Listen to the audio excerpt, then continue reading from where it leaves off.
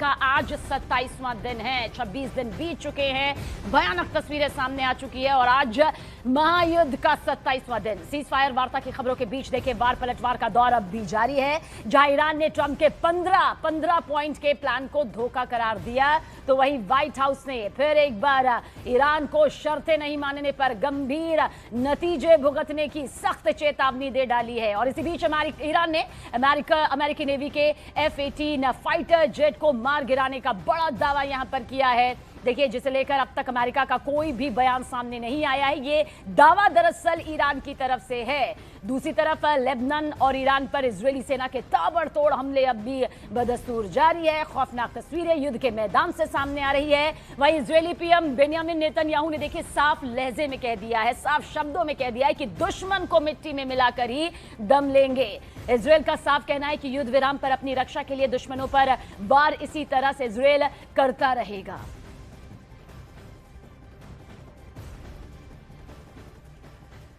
तो आज महायुद्ध का 27वां दिन है और ईरान ने युद्ध को खत्म करने के लिए अमेरिकी राष्ट्रपति डोनाल्ड ट्रंप के 15 सूत्रीय संघर्ष विराम प्लान को सिरे से खारिज कर दिया है, ठुकरा दिया है। इसने अपनी 5 मांगों के लिए एक नई सूची जारी की है, जिसमें होर्मुज स्ट्रेट पर पूरी तरह ईरान के अधिकार को मान्यता देने की मांग शामिल की गई है। ईरान के सरकारी मीडिया प्रेस टीवी ने अधिकारियों के हवाले से बताया कि ईरान ने अमेरिका और इजरायल की तरफ से शुरू किए गए युद्ध के लिए मुआवजा, हमलों को पूरी तरह रोकने और क्षेत्र में रेजिडेंस समूहों पर हमले बंद करने जैसी शर्तें रखी है। और ईरान ने देखिए साफ और सख्त लहजे में यह भी कह दिया है कि ट्रंप ये तय नहीं कर सकते कि युद्ध कब और किन शर्तों पर खत्म होगा। ईरान युद्ध को अपनी मर्जी से और अपनी शर्तों पर ही खत्म करेगा, ये ईरान की तरफ से साफ कर दिया गया है। तो देखिए, ट्रंप की शर्तें ठुकराकर ईरान ने अपनी 5 शर्तें यहां पर रखी और साफ तौर से कह दिया कि अमेरिका ये तय नहीं कर सकता है कि युद्ध कब खत्म होगा। अमेरिका के अखबार द वॉल स्ट्रीट जर्नल में छपी एक रिपोर्ट के मुताबिक ईरान ने अमेरिका के उन सैन्य ठिकानों को हटाने की शर्त रख दी जो उसके आसपास है, यानी कि खाड़ी देशों में मौजूद मिलिट्री बेस को हटाने की यह शर्त ईरान की तरफ से है। ये ईरान ने अमेरिका के सामने रख दी है और इसके अलावा ईरान ने युद्ध में हुए नुकसान की भरपाई की भी मांग कर दी है। भविष्य में अमेरिका या इजरायल उस पर हमले नहीं करेंगे, इसकी गारंटी भी मांगी गई है। ईरान ने यह भी मांग कर दी है कि अमेरिका ने जो उस पर प्रतिबंध लगाए थे वो सब फौरन वापस ले ले। द वॉल स्ट्रीट जर्नल के मुताबिक ईरान ने अमेरिका के सामने खाड़ी देशों में मौजूद उसके सैन्य अड्डों को हटाने की ये शर्तें रखी हैं। ये सैन्य अड्डे ईरान के बेहद करीब हैं और जंग के दौरान अमेरिका ने इनका इस्तेमाल करके भी ईरान को निशाना यहां पर बनाया है।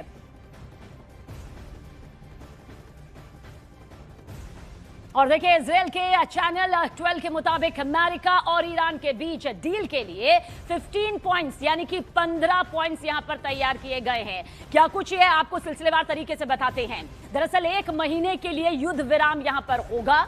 इसके अलावा ईरान की ओर से अब तक विकसित की गई परमाणु क्षमताओं को खत्म करना भी इसमें शामिल है। ईरान कभी परमाणु हथियार हासिल करने की कोशिश नहीं करेगा। साथ ही ये फहरिस्त और लंबी है, ईरानी जमीन पर परमाणु सामग्री संवर्धन रुकेगा।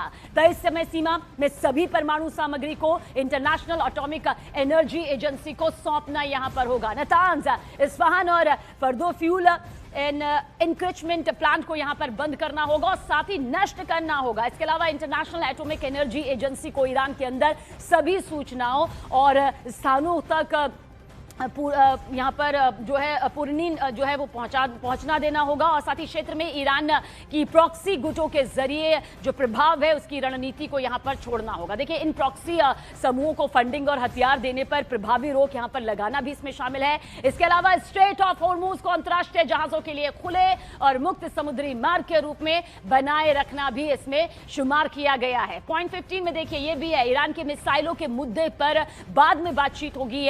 संख्या और रेंज की समय सीमा भी तय करना है। ईरान की सैन्य क्षमता को सिर्फ आत्मरक्षा तक सीमित करना, ईरान पर लगाए गए सभी अंतर्राष्ट्रीय प्रतिबंधों को हटाना, बिजली उत्पादन के लिए बुशेहर में नागरिक परमाणु परियोजना के विकास में समर्थन देना, प्रतिबंधों को स्वतः दोबारा लागू करने वाली स्नैपबैक व्यवस्था को खत्म करना भी इसमें शामिल है। लेकिन इसके साथ साथ देखिए, ट्रंप के युद्ध विराम के प्रस्ताव को ईरान के सूचना परिषद प्रमुख इलियास हजरती ने झूठा करार दिया है। उन्होंने कहा कि दुश्मनों ने अपने हमले के जरिए अपनी उन इच्छाओं की लिस्ट सूची खुद यहां पर बना ली जिसे वो बमबारी के जरिए हासिल करने में नाकाम रहे। ट्रंप के बयान झूठे हैं और उन पर ध्यान नहीं देना चाहिए। हम अपना जोरदार तरीके से बचाव जारी रखेंगे, ये ईरान की तरफ से साफ साफ शब्दों में कह दिया गया है। برای خودشون حرفایی که آرزوهاشون بود که در اثر حمله به دست بیارن اومدن اونا را لیست کردن برای خودشون حرف. اینا گمان زنی های رسانه‌ای است و دروغگویی های آقای ترامپ خیلی دقت نکنید. और देखिए, शर्त नहीं मानने पर अमेरिका की ईरान को धमकी सामने आई है। वॉर ब्रेकिंग अब तक पहुंचा दे, जहां पर ट्रंप सिर्फ धमकी नहीं देते हैं, यूएस की तरफ से कहा गया है, अमेरिका की तरफ से यह भी कहा गया है कि भाई ईरान को फिर कोई गलती नहीं करनी चाहिए। राष्ट्रपति डोनाल्ड ट्रंप शांति चाहते हैं अब, और हिंसा सिर्फ ईरान की जिद का नतीजा होगी।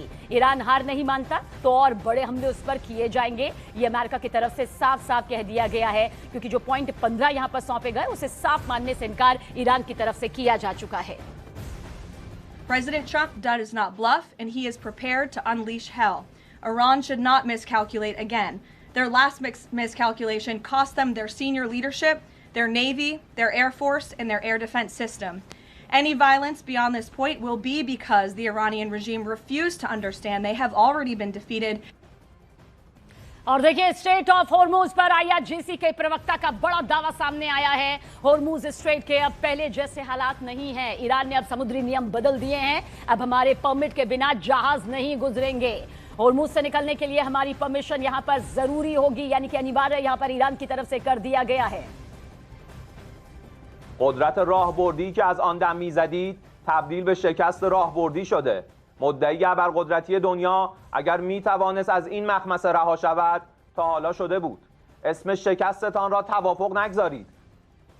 वहीं पश्चिम एशिया जंग पर ऑल पार्टी मीटिंग हुई, जब विदेश मंत्री एस जयशंकर से जंग में पाकिस्तान की मध्यस्थता को लेकर सवाल पूछा गया तो एस जयशंकर ने कहा कि हम हलाल देश नहीं हो सकते।